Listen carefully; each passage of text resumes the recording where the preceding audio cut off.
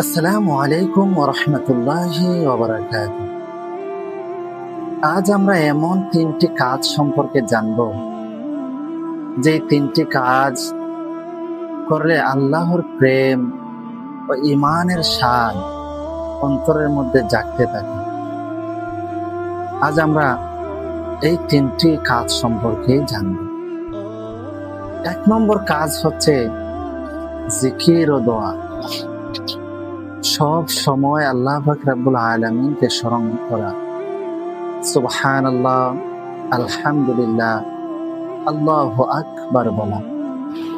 এই কাজগুলো অন্তরকে নরম করে এবং ঈমান বাড়ায়। দ্বিতীয় কাজটি হচ্ছে দান সদকা করা, গরিব অসহায়কে সাহায্য করা।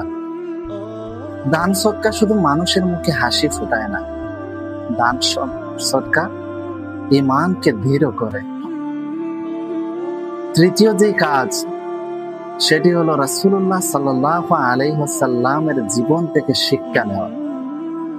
রাসূলুল্লাহ সাল্লাল্লাহু আলাইহি ওয়াসাল্লামের সুন্নাহ অনুসরণ করে চলা।